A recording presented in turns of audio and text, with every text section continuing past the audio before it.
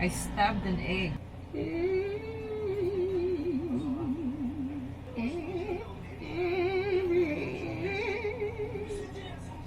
Does that look like an egg? I don't know.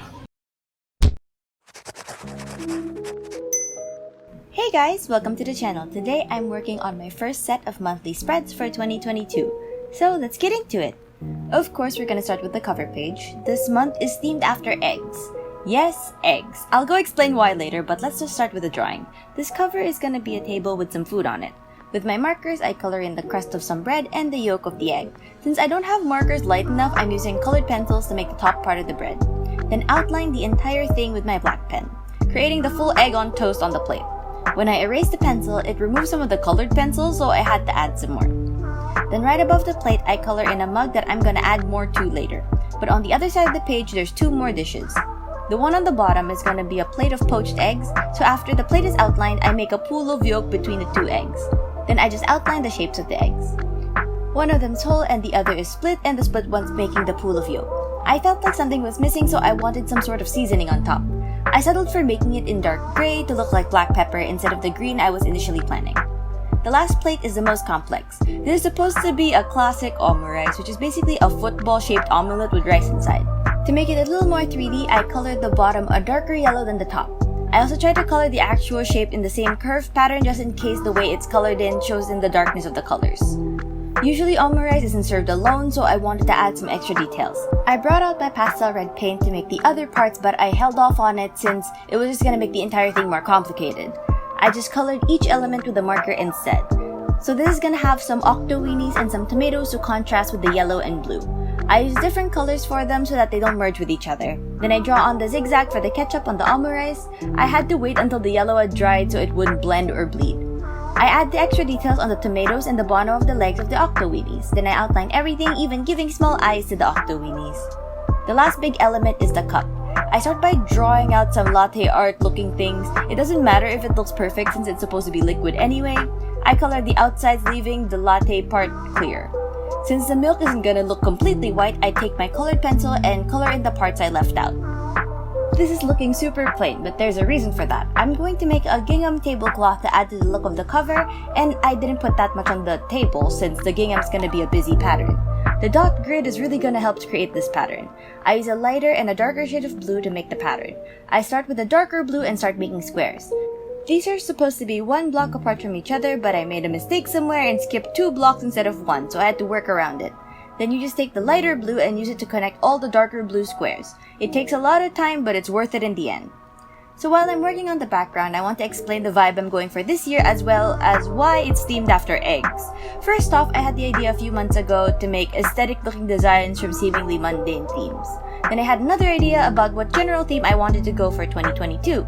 So this year, I'm trying to make each month themed after something personal that I can associate with the month, like a memory or just something I think about when I think about the month. So that's the way I'm thinking about themes this year compared to last year, where I thought of the combination of aesthetics that make up my personal style. Okay, so why eggs? Going at it from a symbolic perspective, eggs are usually associated with life, and what a better way to start the year. But on a more personal side, I realized that I usually have full breakfasts during January, as everyone is still on their resolutions to eat better or exercise, so it starts manifesting in having a lot of food in the morning. Then as the resolutions start dropping, we slowly go back to our usual pattern of just having coffee and leaving breakfast at that. So this is mainly themed around eggs, but leaning more on the concept of breakfast. For the color scheme of blue and yellow, when I was younger, I was taken to an all-day breakfast restaurant called Ramen Eggs, which I wanted to go to because they had chairs that were also swings. I kept asking my aunts to take me, and after a few months of asking, it finally happened. That's why even if I only went to that place once, I still have it in my memory. I remember the restaurant's walls were light blue and had a cloud pattern to it, which I thought was a nice palette for the spread. The place is still open now, but they did change the restaurant design, but there are still photos of the old look still floating around the internet. The generally lighter color scheme also gives a nice contrast between the industrial steampunk setup theme and the softer monthly spread. I wait a few hours to let all the ink settle and dry, then I start with the month label. I tried to see if I could just paint the title as it is over the marker, but it didn't really pan out and I didn't like the green tint and how transparent it was.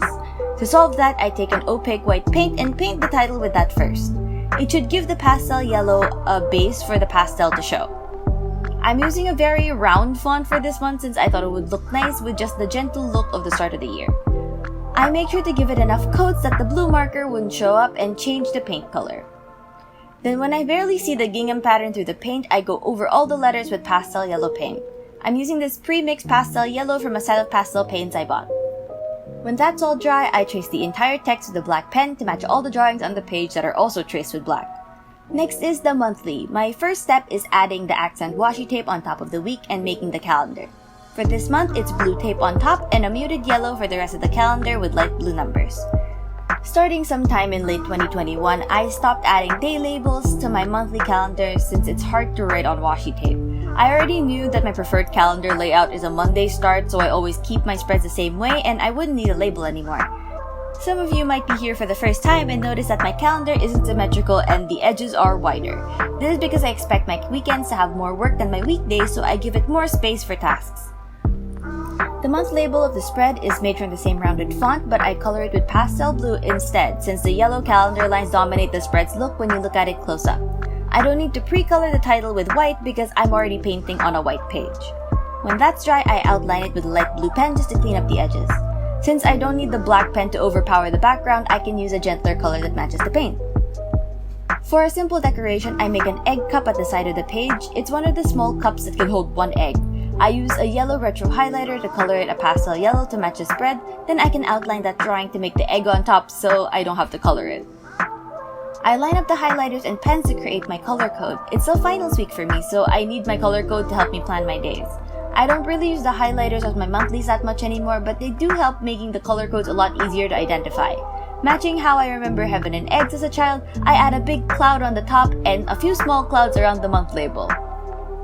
For the weekly, I assume people who watch my Plan With Me's regularly are used to seeing my timed weekly spread, and I'm doing it again. I just got so used to seeing my schedule laid out a certain way that really works well for me.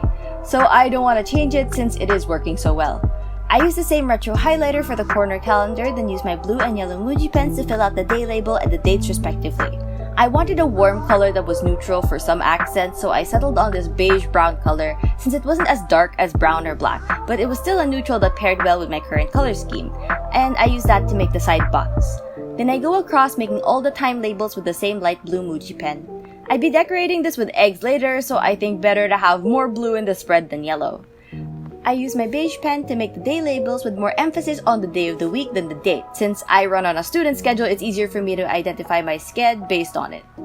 The design is gonna change per week, but this one is super simple with just egg shapes all over. It can be hard-boiled eggs or even just regular shelled eggs. I colored the centers of some of them to make them look like poached eggs with their yolk showing through a slightly translucent white.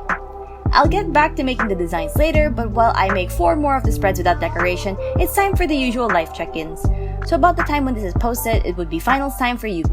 The pandemic has really thrown our schedule all over the place, so finals is happening in January, then we have less than 2 weeks break until second semester. It's actually really surprising for me that I haven't had an actual quiz or exam all semester. By the time I'm writing this, I'm already done with 2 of my 4 subjects I have this sem. I'm done with my Shakespeare class since I already finished the final mini-essay, and one of my speech majors is done since I already submitted my final review of related literature paper. I still need to finish requirements for my other speech major and my psychology class. Those requirements are both papers that are due within 2 days of each other, and the first deadline is for my psychology class, which is a theory-informed character analysis done in a group. This class is about personality psych, and for the paper, we need to pick any fictional character and use personality theories we learned throughout the sem to basically explain why they are who they are. If you guys don't already know, I am an Avatar superfan, and I rewatch the original series at least twice a year. So to give me the best chance possible of finding background information, the paper is about Zuko. I know a lot about the character already, but this is also kind of an excuse to just watch the series again. It's getting mildly stressful since it's hard for me to work on group papers. I personally lack the patience to deal with other people sometimes and prefer to do things by myself so I don't have to slow down and wait for others to finish or feel like I'm weighing others down because of my own slowness. It's been a struggle for me making this paper because of having to deal with people. I think I communicate well and I'm able to just talk to other people without much hesitation, but there's a huge difference to me when it comes to socialization and having to work with people. And for certain situations, no amount of effort you put in, and as clear as communication as you try to do, and as fixed as boundaries you try to set, and as much as you try to tell them to communicate their situation to the rest of the group, will convince someone to work if they don't want to. It's made a lot more stressful by losing a group mate in your group of 3, 10 days before the deadline. 10 days may seem like a long time, but combine that with video scripts to make, org appointments, videos to shoot, and a solo paper for another class that I haven't started yet, and other personal duties, it started to seem a lot more stressful. Add to that shouldering some of the work of the person who dropped the class. It's basically the stress that comes over you when you know you have a lot to do. Like, I know I'm gonna finish all of it somehow, but looking at it from afar, it just makes you stressed. That's the kind of stress I'm feeling right now. It's not like the stress of, I don't even know if I can finish any of this. More like, aw, I have to do all of this, if you know what I mean. In other news, my family went on an overnight trip right before finals started. It was a trip to Tagaytay with relatives, and we basically stayed in a dome on a mountain. I took some footage while we were there, so prepare to see a vlog of that trip sometime soon. Maybe next month, since my January posting schedule is full. It was really cold at night. My guess would be around 22 Celsius at least. There was a pool there, but we didn't really take a dip since it was so cold. They did have this thing called a kawa, which is a giant metal bowl that they heat up with some water and some special leaves. Then you climb in and soak for 45 minutes. I'd usually avoid warm baths since the weather where I live is warm enough, but it was really nice on the mountain since it was nice and cool. I'll talk to you more about the place where we went to when I'm making the video, so let's go back to decorating the weeklies. Week 2 is going to be decorated with sunny side up eggs. I'm trying to vary the sizes of the designs to make it fit more with how I wanted the spread to look. So these are way smaller than the eggs on the previous page, but it's fine. It's basically just 2 very narrow circles on top of each other, then just make the outer edge wavy, since eggs are never in perfect circles unless you put in the effort to making them perfect circles. The middle is colored with a more pastel yellow since it's probably more set, and then completing the egg by tracing it around with black. Week 3 has those jammy, kinda sticky ramen eggs. They're gonna be the biggest whole eggs that I'm going to show. They're basically just split eggs, so I make sure I add the line down the back to show you that they're 3D. I color the yolk starting on a yellow-orange, fading into a lighter yellow on the edges. The more runny or uncooked an egg is, the brighter it is. It turns more pastel yellow the more it's cooked. Then making the full egg shape by outlining the drawings. Week 4 is gonna be drawings of eggshells and raw eggs. This is a bit more varied than the other one since there are some eggs that are cracked, some fully open, and some eggshells, and another one that's being put into something. Since eggs are white and I don't know how to draw transparency, most of the work is done by just outlining the drawings. Week 5 is a bit weird compared to others since it's gonna feature a little chick that hatched from the eggs. I'm not sure if you noticed, but in the previous week there's an egg with a missing other matching eggshell, and the little chick is wearing it on its head. It's inspired by the meme that goes, I take 11 future chickens and remind them that they have no future, but I spin it positively and put an alive chick that just hatched, so at least one future chicken. Then add more details to the page. I make it look like the chick walked all the way from the previous page. For the habit tracker, I start painting the title with light blue paint with the same color outline, just like the monthly. I wanted to do a redemption of the habit tracker I did for August of last year. Something felt missing with the spreads even if it was really colorful that was supposed to fill in vertically, so I wanted to see with this one what would happen if it's horizontally filled. That just means that the day markers would be on the side and the habits are listed at the top. For the design of this, kinda like the weekly, each week has a drawing on the side and there's a gap between each week's dates just to help me look for the date faster. Week 0 is a sunny side up egg. I call it week 0 since it was the weekend of the last week of December since I consider my week start as Mondays. Then I jump to week 5, which is gonna be an egg pie. It's a classic Filipino egg pie with the dark top and the light yellow interior, which is sweet as compared to a quiche, which is savory. I had to combine 2 different colors of brown to make the right shade for the top part and to set it apart from the crust. The week above that is gonna have another jammy ramen egg. So I just do what I did before and color the centers with an orange, then fade it to a lighter yellow on the edges. Then use the outlining to create the rest of the white egg. Week 3 is like an omelette slash frittata thing. It's actually what people in my family call scrambled eggs, which for us is just a flat sheet of eggs instead of the chunkiness. I was planning on making it the more common chunky scrambled eggs, but making individual pieces of it was tricky, so I went with a folded egg sheet instead. Then the last drawing is the same egg cup I drew for the monthly. This time around, I colored the cup with blue and made the egg already cracked. I even added this tiny drip going down the side of the egg. To make this habit tracker usable, I write down the days of the month with a light blue, label the week 0 to 5 in yellow, and also use the yellow pen to write the names of the things I plan to track. And that's it for the habit tracker. Of course, we go to my sleep and exercise tracker, and that hasn't changed. I'm a creature of habit, so I don't like things changing that already work well. I just flip the label colors of the habit tracker, so that's gonna be yellow for the vertical labels and blue for the horizontal labels. Then I make a box around it with the beige color I used for the weekly. I thought the gingham design on the cover was a cool idea, so I wanted to do it again on the last spread. I do the exact same things just without the mistake I made. I start making squares with my darker blue shade. I make sure to go around the text I already sketched there, then do the same thing on the other side. Skipping over the text might take a little bit more time, but that's actually gonna save us time since I wouldn't need to paint over the text with a white base before painting it with the color that I want. Then I color in the squares.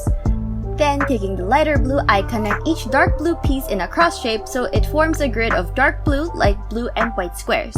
Then, to help the title stand out, I color them in with pastel yellow just like I did on the cover. Since I went around all the letters, I made sure to check the holes of each letter to see what color they would be to give it the look that it's sitting on top of the gingham instead of the gingham going around it, which it is. To try something new, I try to make the shadow effect using my black pen instead of just outlining it. I think it ended up okay, and after some erasing, I'm done! Here's my final spreads for January. I hope you guys like my spreads. I wanted to try something new with my concepting process, and I hope you guys come along with me making spreads for the new year. I have some additional spreads that I did make, but that was after the video was shot, and that would wait until the mid-year flip through. What do you guys think of the spreads? Any suggestions for monthly themes? Leave them in the comments below. If you found this video interesting, hit the like button, and if you want to see more videos like this from me, then hit the subscribe button and the bell to know when a new video is out. I try to upload every week, Monday nights at 8. I guess that's all for this video. Bye guys!